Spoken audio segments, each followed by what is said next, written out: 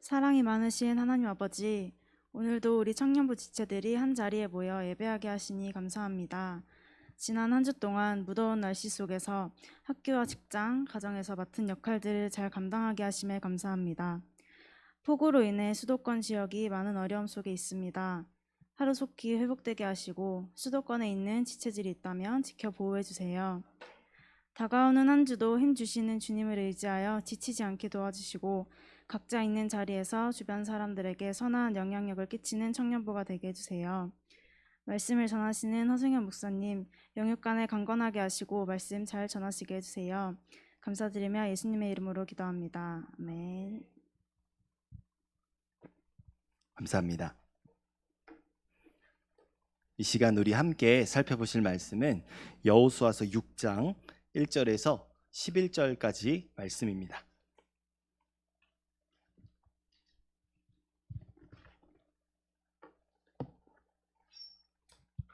여호수아서 6장 1절에서 11절 말씀까지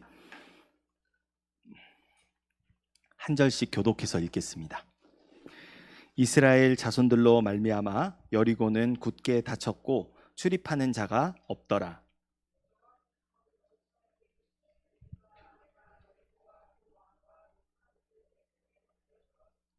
너희 모든 군사는 그 성을 둘러 성 주위를 매일 한 번씩 돌되 엿새 동안을 그리하라.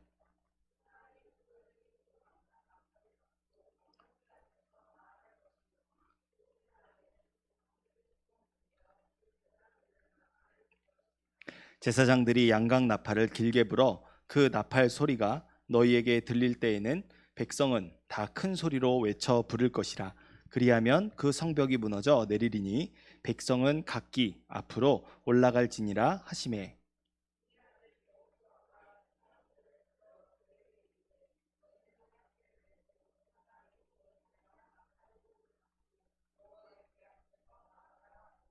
또 백성에게 이르시되 나아가서 그 성을 돌되 무장한 자들이 여호와의 궤 앞에서 나아갈지니라 하니라.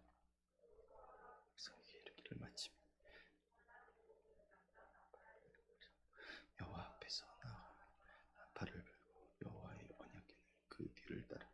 그 무장한 자들은 나팔 부는 제사장들 앞에서 행진하며 후구는 궤 뒤를 따르고 제사장들은 나팔을 불며 행진하더라.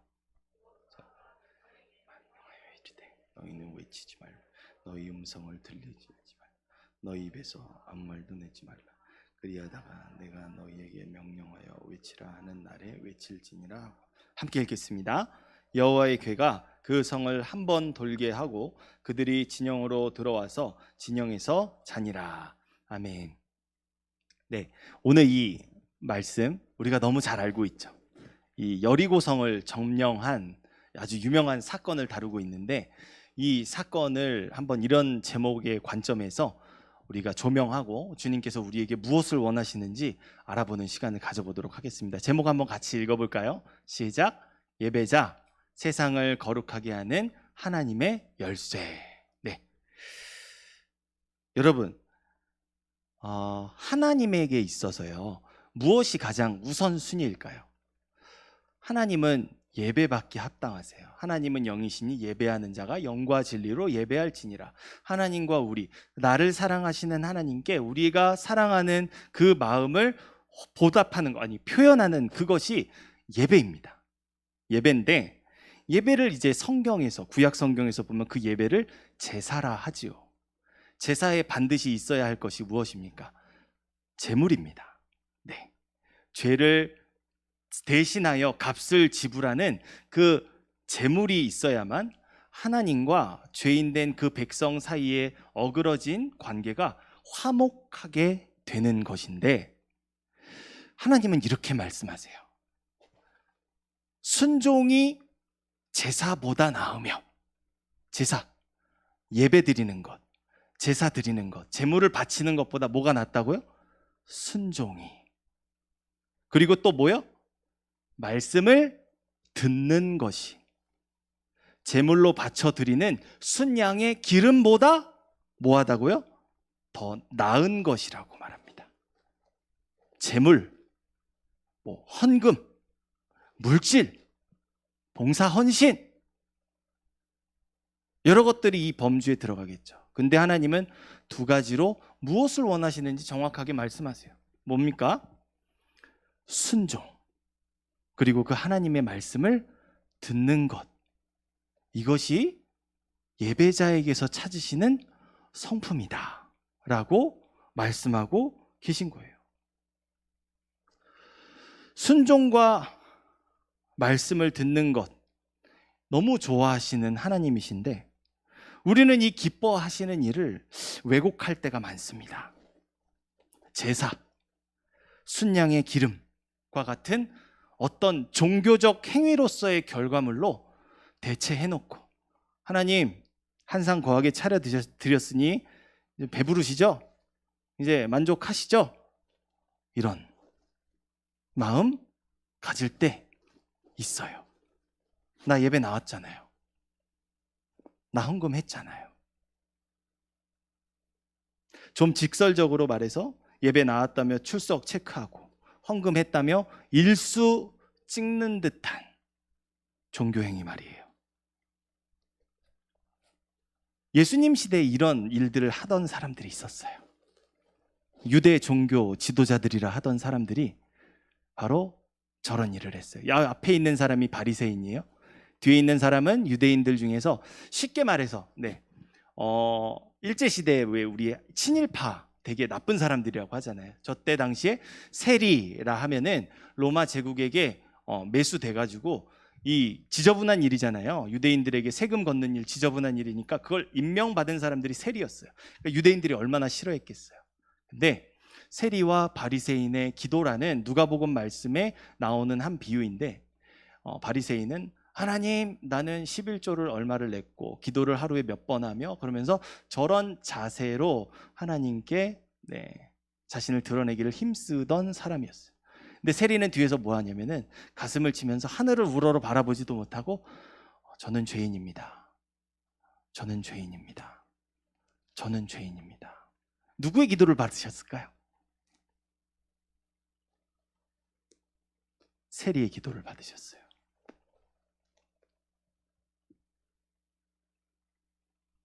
여러분, 순종하지 않는 것, 하나님의 말씀을 듣지 않는 것, 그런 거 안 하고 종교적 행위의 대체물들로 나의 이 믿음과 신앙을 대신하려는 것은요, 하나님을 기만하고 매우 무례한 죄입니다. 불신앙입니다. 믿지 않는 거예요. 하나님은 우리에게 의존적이셔서 내가 얼굴 도장 찍어 드려야 하고 내가 헌금 바쳐야 사실 수 있는 거렁뱅이 아니세요. 그렇죠? 오히려 하나님은 순종이란 축복의 통로를 통해서 우리의 필요를 채우시고 우리를 가장 좋은 길로 인도하시는 분이십니다. 이것이 나를 택하시고 은혜 베푸시기 원하시는 하나님의 뜻이에요. 순종은 더 이상 선택도 의무도 아닌 먼저 나를 사랑하시고 모든 좋은 것으로 만족시켜 주시는 하나님을 향한 성도된 우리의 사랑의 자연스러운 반응인 것입니다. 그렇기 때문에 우리는 적당히, 대충이 아니라 온전히 순종해야 합니다.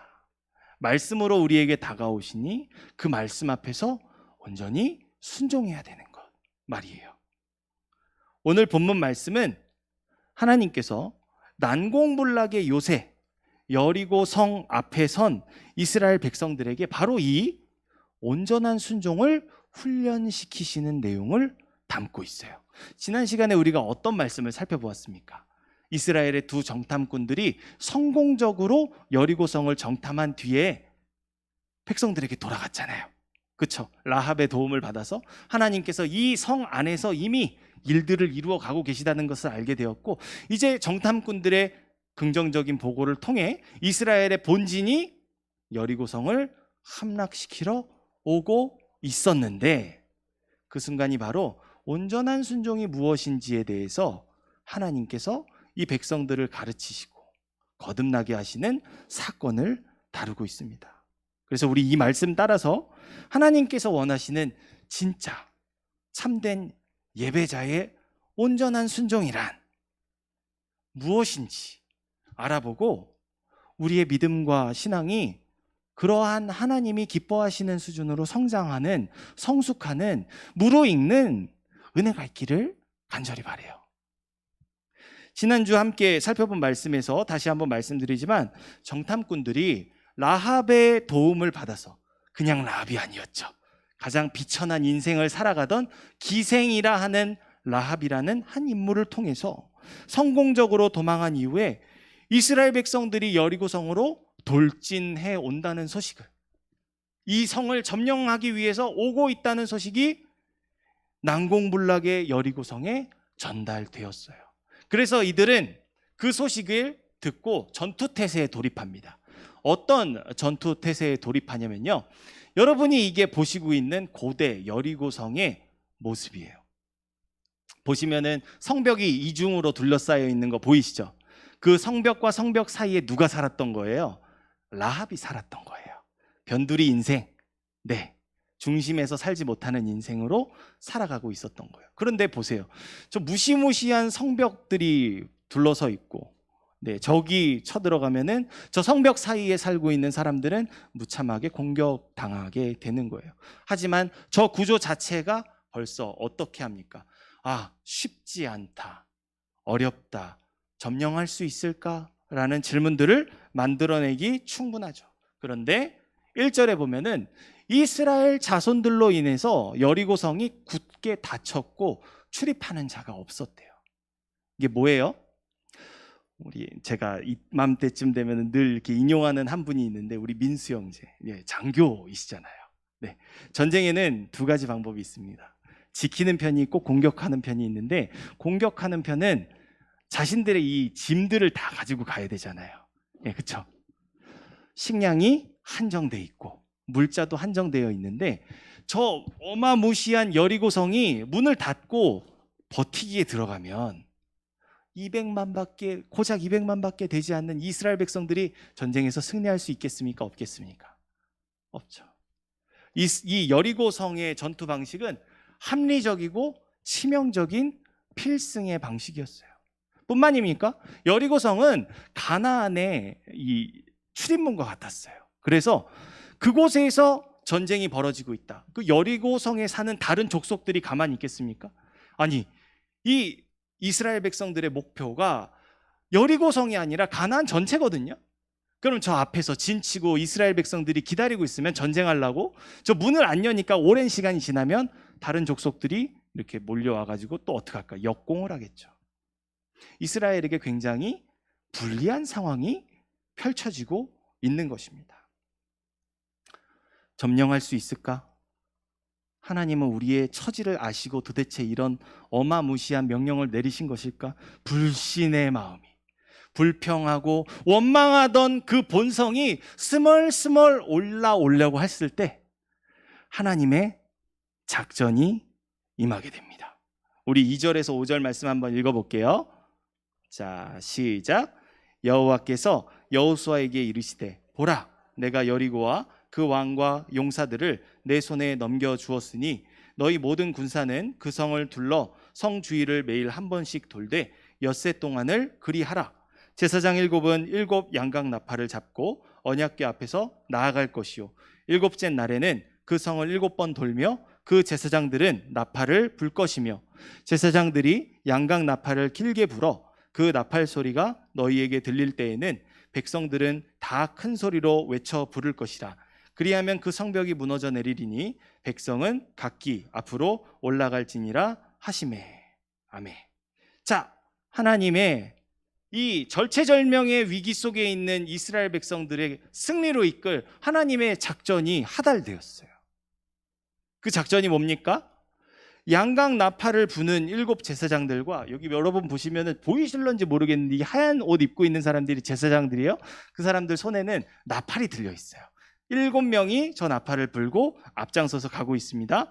그리고 언약궤를 맨 4명의 제사장들이 그 뒤를 따르고요, 6일 동안 아무 말도 하지 않고 이 성을 한 바퀴씩 도는 거예요. 그리고 난 다음에 7째 날에는 같은 방식으로 동일하게 7번을 반복하는 것입니다. 바로 이 하나님의 작전은요, 여리고성을 점령할 작전이라는 거예요. 근데 분명히 우리가 알 수 있는 것이 있어요. 이 작전은 참으로 놀랍다는 거예요. 왜 그러냐? 세상의 군사력이나 혹은 그 당시에 필승으로 이끄는 병법서나 혹은 지형지물을 활용한 절술도 아니라는 거예요. 만일 이 작전이 흘러 들어가 여리고성의 첩자나 군인들이 이 소식을 듣게 돼. 그렇게 되면 야, 우리 난리 났다, 큰일 났다, 그럴까요? 희은이 어제 뭐라 그랬지? 희은이가 아주 리얼리티하게 말해줬어요. 정신 나간 놈들이라 그랬나, 뭐라 그랬나. 네, 비웃을 거라고. 네.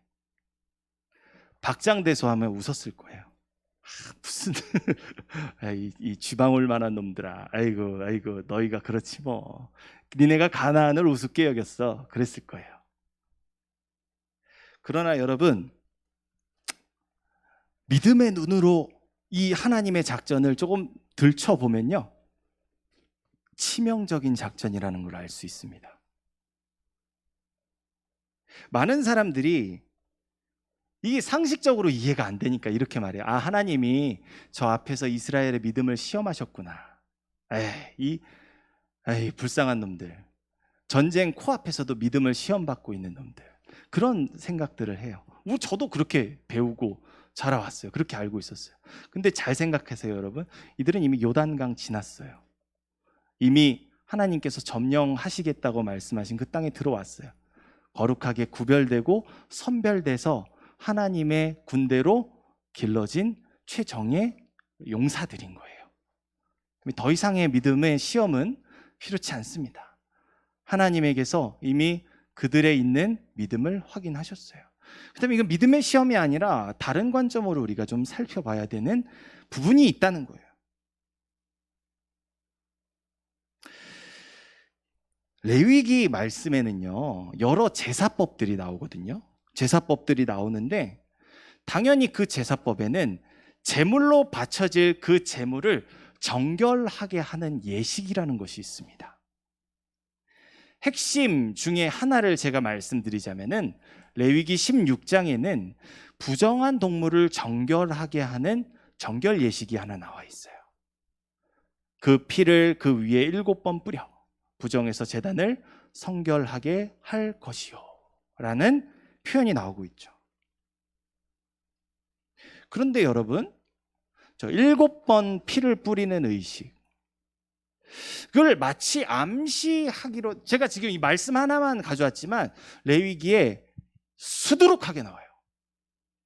7번 어떠한 특정한 예식을 통해서 그것을 정결하게 하는 이 방식들이. 그런데 보세요. 여리고성을 함락시킬 하나님의 작전에 뭐가 동원되고 있습니까? 7 양각 나팔, 7 제사장, 7째 날에 7번 도는 것이 지시되면서 마치 제물의 정결 예식을 떠올리게 하는 표현들이 수두룩해요. 무슨 말일까요? 저는 이렇게 정리해 보았습니다. 이스라엘은, 하나님의 거룩한 전쟁을 수행하는 이스라엘은 지금 이 순간 거룩한 제사장 나라가 되고요, 여리고성은 하나님께 바쳐질 제물이 되는 것입니다. 여리고성뿐만 아니라 가나안 땅에 들어와서 첫 번째 치르는 전투를 통해서 이 가나안 땅이 하나님께 속했다는 것을 믿음으로 선포하는 하나의 뭐가 되는 거예요? 제사가 되는 겁니다. 이 자체가요, 하나님의 이 기상천외한 여리고성 점령 방식이 말이죠. 이스라엘 백성들은 제사장 나라가 되어서 여리고성을 제물로 삼아 정결하게 하고 심판의 칼을 내리쳐서 하나님께 제사를 드리는 것, 다시 말해서 죄로 물든 땅에 거룩하게 구별된 이스라엘 백성들이 하나님께 뭐 하라 그러는 거예요? 예배 드리라는 겁니다. 여기까지 들으시면 오늘 말씀 다 들었어요. 불의한 세상을 거룩하게 하는 방식 뭡니까? 우리가 사는 그곳에서 하나님을 예배할 때 세상의 악한 권세는 무너지고 하나님의 거룩하신 나라의 의와 공의가 우리를 통해 세워지는 거예요. 그래서 우리가 한 사람 한 사람의 예배자로 살아가야 하는 것입니다. 제사는요, 여러분, 사람의 뜻이라고는 단 하나도 없어요. 하나님께서 정하신 제사는 모든 것이 하나님 중심으로 돌아가요. 하나님에 의해서 정해진 방식을 따라 철저하게 하나님께서 주도하시는 것이 제사인데, 지금 이스라엘 백성들이 여리고성을 함락하는 그 작전이 바로 이렇다는 거예요. 하나님께서 주도하시는 거룩한 전쟁. 바로 이 큰 그림을 이스라엘 백성들을 통해서 그려나가고 있는 것입니다. 그래서 여리고성을 거룩하게 하는 정결 예식의 도구인 양각 나팔을 든 7명의 제사장들이 등장하는 것이고, 이들의 헌신을 통해서 거룩하게 구별된 여리고성을 받으시는 하나님의 임재를 상징하는 언약궤가 그 뒤를 따르고 있는 것입니다. 이 여리고성 함락 작전은요, 판박이처럼 마지막 성경책에서 다시 나와요. 이 나팔을 7개 들고 하나님께서 신호를 내리시면 그 세상의 권세가 무너지는 이 그림 기억 안 나십니까? 요한계시록의 8장에 보시면은 7 나팔로 심판하시는 하나님의 이 거룩한 심판이 나오고 있죠. 이는 요한계시록에서 하늘의 보좌에 앉으신 어린 양이 7 나팔을 든 천사들을 보내서 불의한 세상을 심판하는 장면과 매우 정확하게 일치하고 있습니다. 이처럼 하나님은 죄악과 불의로 오염된 가나안의 숨은 장 여리고성을 정결 예식을 통해서 거룩하게 하기 원하십니다. 그런데 하나님은 자신이 주도하시는, 다른 거는 아무것도 필요 없이 자신이 친히 주도하고 계시는 이 거룩한 전쟁임에도 불구하고 지금 누구를 초청하고 있는 거예요? 이스라엘 백성들과 함께 이 영광스러운 필승의 전쟁에 나와 함께 하지 않을래? 나의 도구가 되어주지 않을래? 나의 영광스러운 무기가 되어주지 않을래? 초대하고 계신 거예요. 바로 이렇게요. 나의 사랑하는 내 어여쁜 자여, 일어나서 나와 함께 가자. 아가서의 한 구절 말씀처럼 말입니다. 바로 이 하나님의 기쁘신 뜻에 온전히 순종으로 동참하며 최후의 승리와 기쁨을 누리는 것이 진정한 하나님의 백성다운 믿음인 것이죠. 이에 여호수아는 이스라엘 백성들에게 이 하나님의 거룩한 전쟁을 승리로 이끌 이 세상이 결코 알 수 없는 이 작전을 온 이스라엘 백성들에게 전했습니다. 그리고 감사하게도 온 이스라엘 백성들이 이렇게 순종으로 믿음의 발걸음을 내딛는 것을 시작해서 여리고성 함락 작전이 시작되게 돼요. 드디어 불평과 원망을 쏟아내던 백성들이 눈앞의 현실보다 하나님을 크게 보기 시작했습니다. 여리고성은 밥이다. 이렇게 말이죠. 그의 위대하심과 전능하심에 집중하며 그분의 손과 발에 맞춰서 내 손과 발이 순종의 도구로 쓰임받기 위해 움직이기 시작했어요. 비로소 믿음이라 하는 세상을 이기는 하나님의 능력이 이스라엘 백성 가운데 임하기 시작한 것입니다. 그런데 여호수아는 이 긴장스러운 이 감사와 감격과 은혜가 넘쳐나는 드디어 이 끝도 알 수 없을 정도로 반역과 원망을 일삼던 이스라엘 백성들이 순종하기 시작했다. 믿음으로 반응하기 시작했다. 이 충분한 증거들을 보고 있는데 그 순간에서도 긴장의 끈을 놓지 않습니다. 더 앞을 내다보면서 이스라엘 백성들의 이 고삐를 바짝 조이는 모습을 보여줘요. 우리 마지막으로 10절에서 11절 말씀 한번 읽어볼게요. 시작. 여호수아가 백성에게 명령하여 이르되 너희는 외치지 말며 너희의 음성을 들리게 하지 말며 너희 입에서 아무 말도 내지 말라. 그리하다가 내가 너희에게 명령하여 외치라 하는 날에 외칠지니라 하고 여호와의 개가 그 성을 한 번 돌게 하고 그들이 진영으로 돌아와서 진영에서 자니라. 아멘. 여호수아가 지시하고자 하는 바가 무엇입니까? 너희들 이제 드디어 믿음으로 행동하는구나. 이뻐 죽겠다. 그런 말을 하는 것이 아니라 칭찬은커녕 행진하는 과정 속에서 입도 뻥끗하지 마.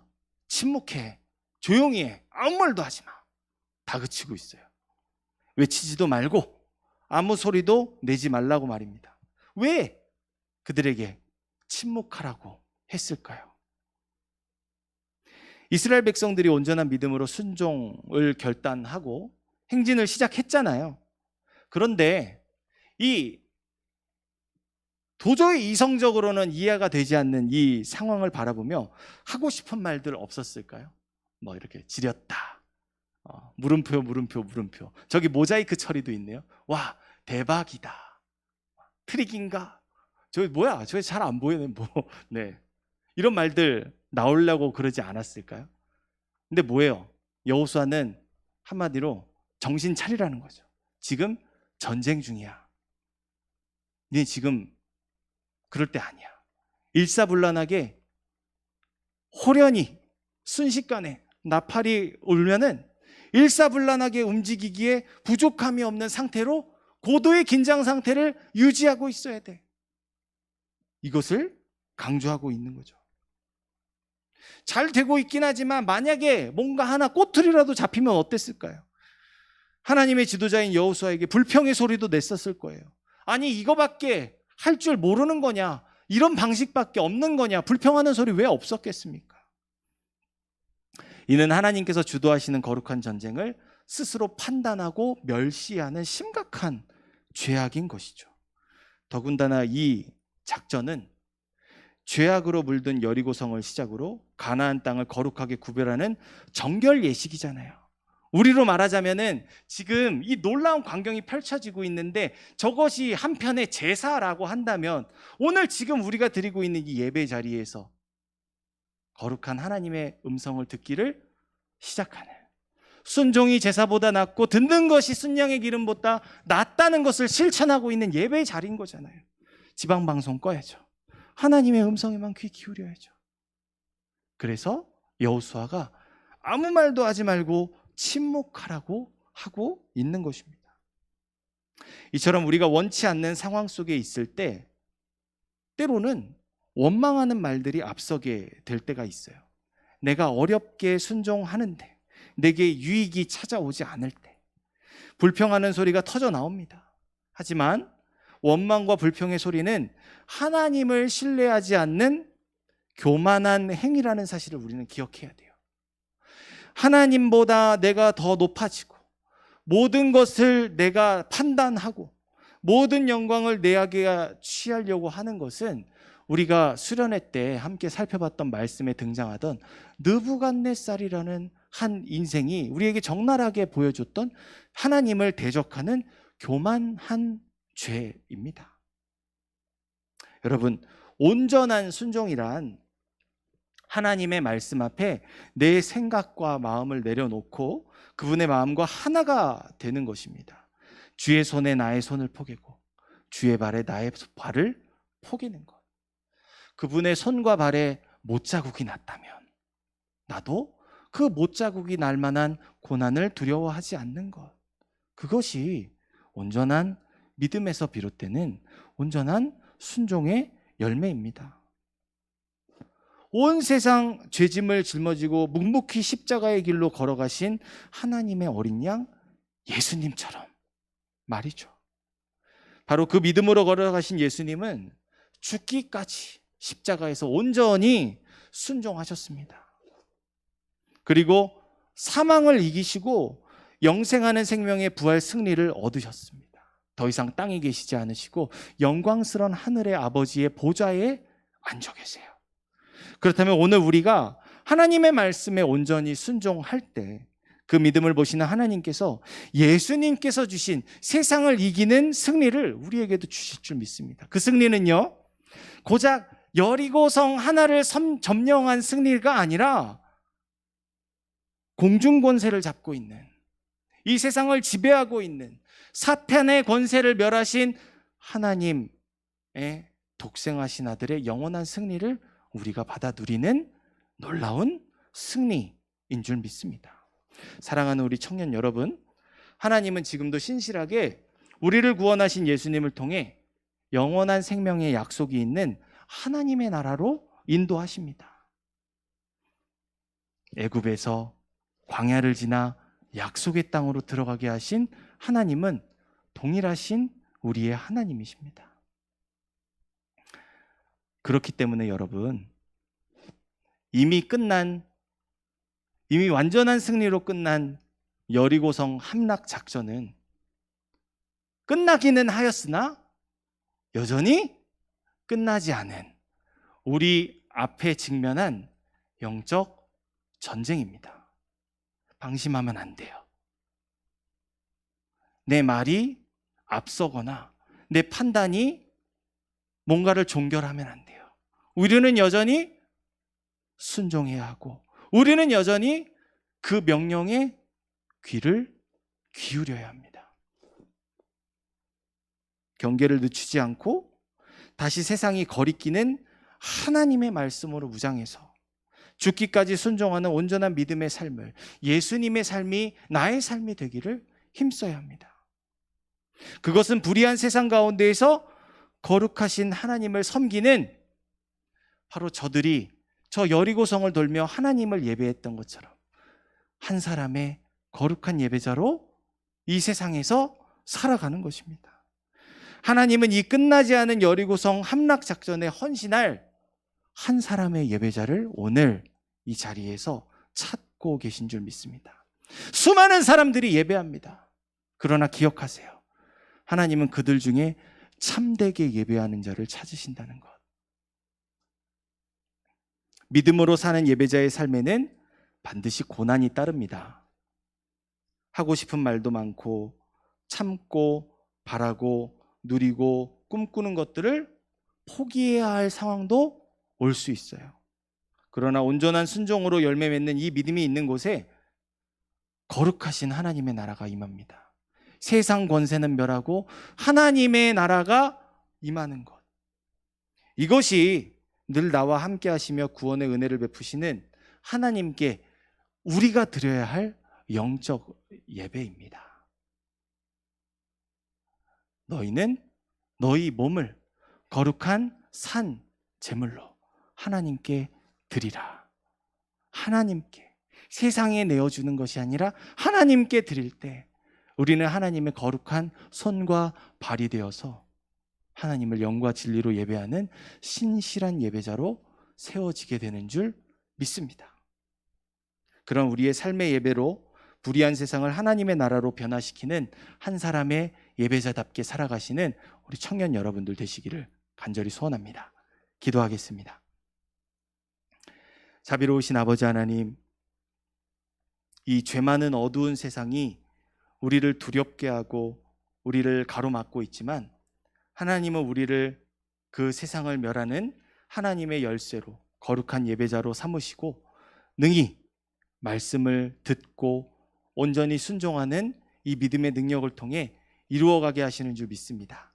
우리는 연약하나 우리와 함께 동행하시는 하나님은 전능하시며 위대하신 만왕의 왕이시오니 자비로우신 아버지 하나님, 우리가 좌로나 우로나 치우치지 아니하고 왕 대신 주님의 명령을 따라 이미 이루신 그 영원한 승리를 오늘 우리의 삶 가운데에서 다시금 재현해내며 거룩하신 하나님의 나라가 이 땅 가운데 우리를 통하여 세워지는 놀라운 역사의 주인공 된 삶을 살아가게 하여 주옵소서. 그럼 우리는 하나님을 예배하는 신실한 예배자입니다. 우리의 삶을 주목하여 주시고 우리의 삶의 노래를 들어 주님 홀로 영광 받아 주시옵소서. 한 주간의 삶 가운데 동행하실 주님을 찬양하오며 모든 말씀 살아계신 우리 구주 예수 그리스도 이름으로 기도합니다. 아멘.